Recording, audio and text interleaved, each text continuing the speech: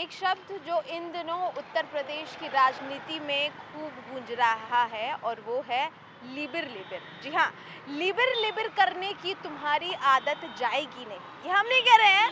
ये समाजवादी पार्टी के राष्ट्रीय अध्यक्ष अखिलेश यादव की पार्टी की तरफ से, जो उनके मीडिया सेल है उनकी तरफ से ट्वीट किया गया है। और ट्वीट किसको किया गया है ये भी बताना बहुत ज़रूरी हो जाता है। वो किया गया है उत्तर प्रदेश के डिप्टी सीएम केशव प्रसाद मौर्य को। जी हाँ, केशव प्रसाद मौर्य और समाजवादी पार्टी, इन दोनों का एक अलग रिश्ता है। कभी कभी सवाल पूछने का ये भी मन करता है कि भाई ये रिश्ता आखिर क्या कहलाता है, क्योंकि जहां एक और विधानसभा में जब सत्र चल रहा होता है, बड़े बड़े नेता आके, बड़े बड़े विधायक आके अपनी बातचीत कर रहे होते हैं, तमाम तरीके की जो उत्तर प्रदेश के विकास, उत्तर प्रदेश की समस्याओं पर चर्चा हो रही होती है।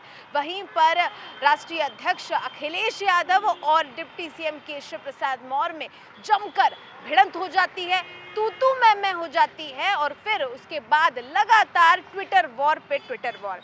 लेकिन अब शब्दों का जो प्रहार है वो इस बार समाजवादी पार्टी की तरफ से किया गया।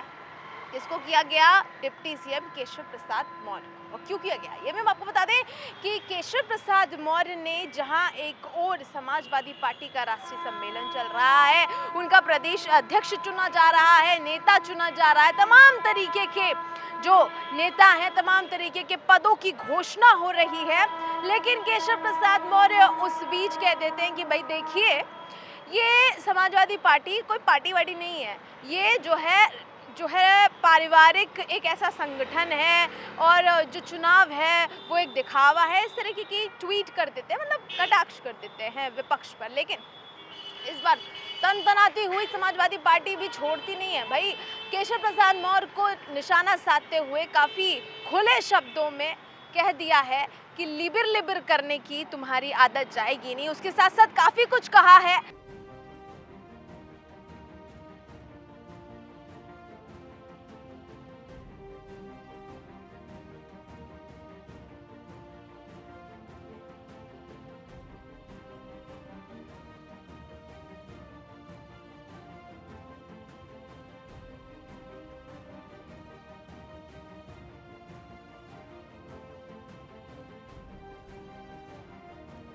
समाजवादी पार्टी के जो नेता हैं, विधायक हैं, कोई और नहीं, रविदास मल्होत्रा खुले मंच पर सीधा 2024 में सपा से पीएम उम्मीदवार अखिलेश यादव को बता देते हैं कि भाई जो है पीएम उम्मीदवार अखिलेश यादव होंगे, अगले प्रधानमंत्री हो सकते। कैसे कह रहे हैं और क्या कुछ कह रहे हैं, दिखवा देते हैं हम आपको। हटाने के लिए समाजवादी पार्टी के राष्ट्रीय अध्यक्ष अखिलेश यादव जी की अगुवाई में आज ये सम्मेलन संघर्ष का संघनाद करने वाला है।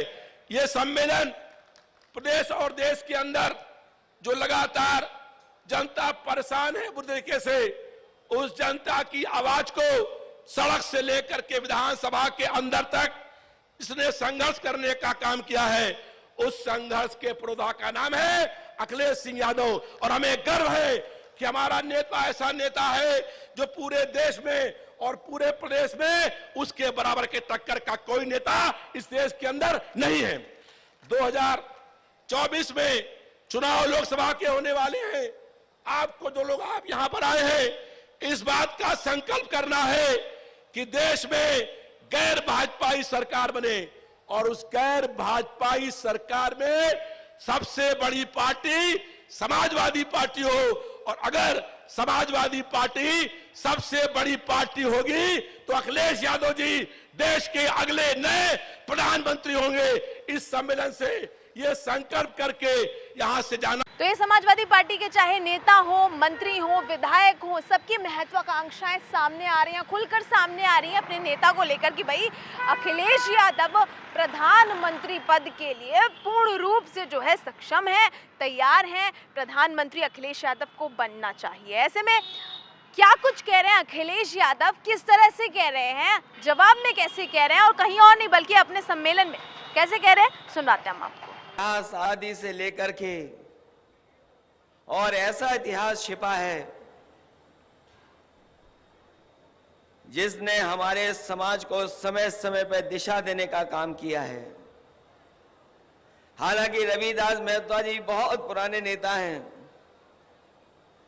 इनका रिकॉर्ड तो ये है कि शायद ही कोई नेता इतना जेल गया होगा जितना रविदास मेहता जी जेल जा चुके हैं।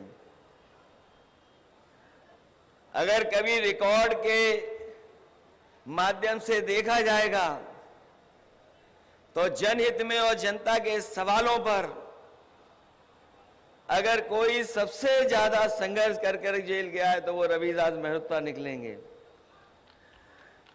हालांकि उन्होंने अपने भाषण में बहुत बड़ा सपना दिखा दिया हम लोगों को, लेकिन मैं अपने प्रतिनिधियों के सामने कहना चाहता हूं, ये लड़ाई बड़ी है। हमारा कोई ऐसा सपना नहीं है कि हम उस स्थान पर पहुंचे, लेकिन हम समाजवादियों का यह सपना जरूर है कि जो समाज में बांटने वाली ताकतें हैं उनको सत्ता से बाहर निकालने का काम हम लोग मिल करके करें। और अगर पीछे मुड़ करके देखें हम, जिस समय पिछला लोकसभा चुनाव था 2019 का, उस समय भी समाजवादियों ने कोशिश की थी और वो ऐतिहासिक फैसला लिया था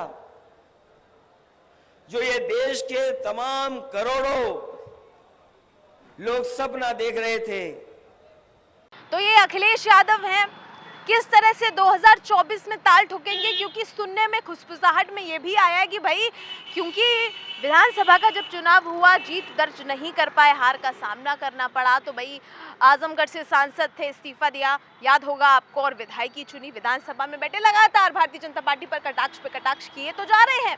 लेकिन क्योंकि 2024 का चुनाव है और सांसदी लड़ने की बातचीत भी सामने आ रही है, क्योंकि राष्ट्रीय अध्यक्ष अखिलेश यादव लगातार, क्योंकि हमेशा से ही उन्होंने एक जो फिजा है वो आजमगढ़ से बनाई हुई थी, लेकिन भारतीय जनता पार्टी ने इस पर सेंधमारी कर ली है। आजमगढ़ से इस समय पर जो सांसद हैं वो कौन है वो सब आपको पता होगा, निरहुआ वहां से जीत दर्ज कर चुके हैं, लेकिन 2024 में अपनी जो फिजा है दोबारा से बनाने की कोशिश समाजवादी पार्टी ने की है। लेकिन जो ट्वीट किया है वो बेहद ही सवाल खड़े करता है। एक तरफ दो पहलुओं में, दो गुटों में जो है जो प्रतिक्रिया देने वाले हैं वो बढ़ जाते हैं, जहां एक और ये कहा जाता है कि भाई देखिए आपका जो है पक्ष विपक्ष होगा, लेकिन उत्तर प्रदेश की डिप्टी सीएम है, ये लिबिर लिबिर और तमाम तरीके के शब्द बोलना अच्छी बात नहीं होती है। लेकिन वहीं दूसरी तरफ भाई क्योंकि लोकतंत्र है और कोई किसी को भी एक दायरे में रह के कुछ भी कह सकता है, तो काफ़ी सारे लोग जो है इसको सही बता रहे हैं, गलत बता रहे हैं, कुछ इसको कह रहे हैं भाई बढ़िया हुआ, कुछ कह रहे हैं गलत हुआ, तमाम तरीके की बातचीत सुनने में आएगी। लेकिन इसका जो प्रतिक्रिया है, क्या भारतीय जनता पार्टी की तरफ से ये जो प्रतिक्रिया है दी जाएगी, इस ट्वीट को लेकर क्या कुछ कहा जाएगा, क्योंकि ये ट्वीट काफ़ी ज़्यादा विवादित हो रहा है, लगातार जो है सामने आ रहा है, किस तरह से इसकी क्या प्रतिक्रिया होगी, क्या तस्वीर होगी, क्या प्रारूप होगा, वो सब आप देखेंगे सिर्फ और सिर्फ 4 PM पर। मैं निधि मिश्रा, नमस्कार।